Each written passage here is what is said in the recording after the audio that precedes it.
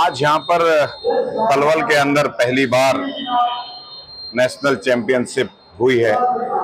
25 राज्यों के खिलाड़ियों ने, 600 से ज़्यादा पहलवानों ने आज इस कार्यक्रम में हिस्सा लिया था।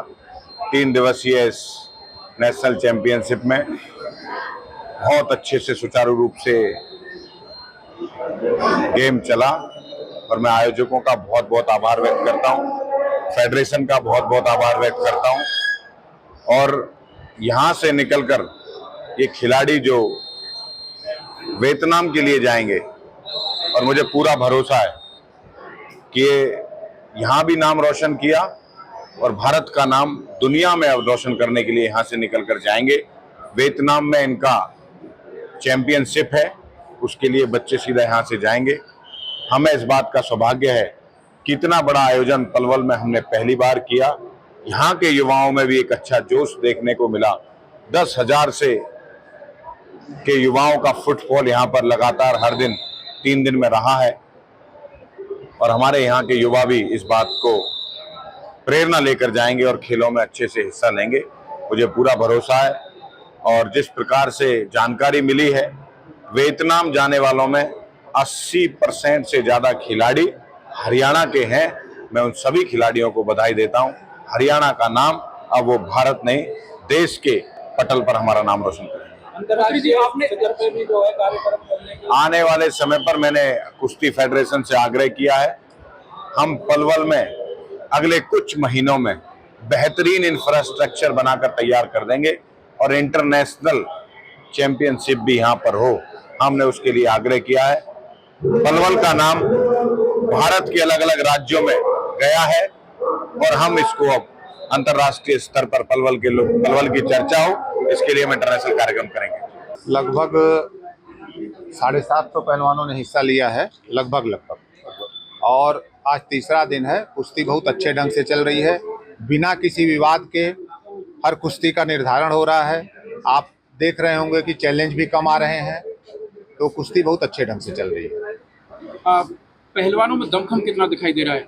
पहलवान गर्मी का मौसम है, फिर भी कोई गर्मी बहुत है, उसके बावजूद पहलवानों में इतना जोश है कि न वो गर्मी को समझ रहे हैं, न किसी भी चीज़ को नहीं समझ रहे हैं। पहलवान इस समय पूरे जोश में है और यहीं से जो पहलवान चुने जाएंगे वही जा रहे हैं वियतनाम में इंटरनेशनल इवेंट के लिए।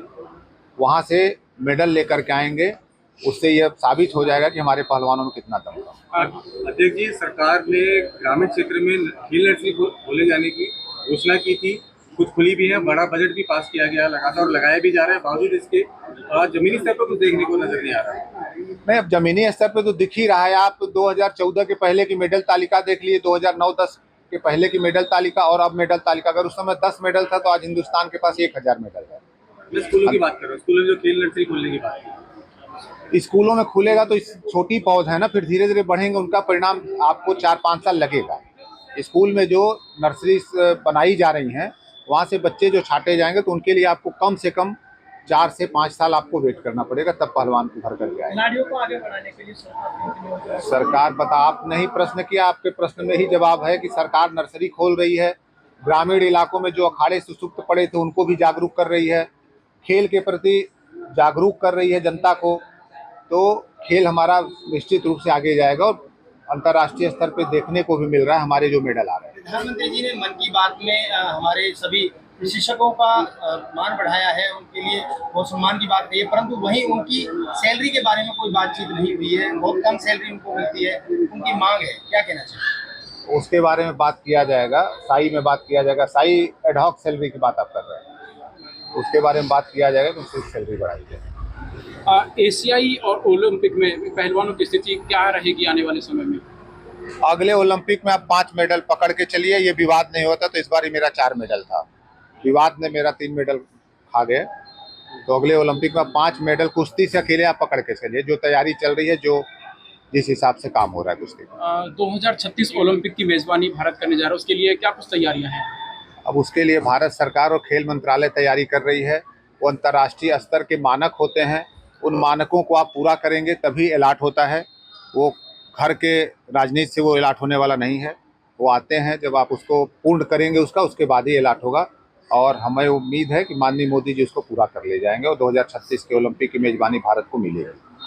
इस आयोजन के लिए यहाँ के स्थानीय यहाँ- मंत्री भी हैं गौरव गौतम जी, और यहाँ की जो टीम है उसके लिए क्या कहेंगे? यहाँ के मंत्री जी को, दर्शन लाल जी को, जो हमारे फेडरेशन से जुड़े हुए हैं, हरियाणा अरे चंडीगढ़ कुश्ती संघ के अध्यक्ष भी हैं, बाकी सुंदर पहलवान जी को, और जितने इनके साथ में लगे हुए वॉलेंटियर हैं, क्योंकि कोई भी चीज़ सफल होता है वॉलेंटियर की वजह से। अगर आपका वॉलेंटियर मजबूत नहीं है तो आप किसी भी आयोजन को कुछ भी कर लीजिए, सफल नहीं कर सकते।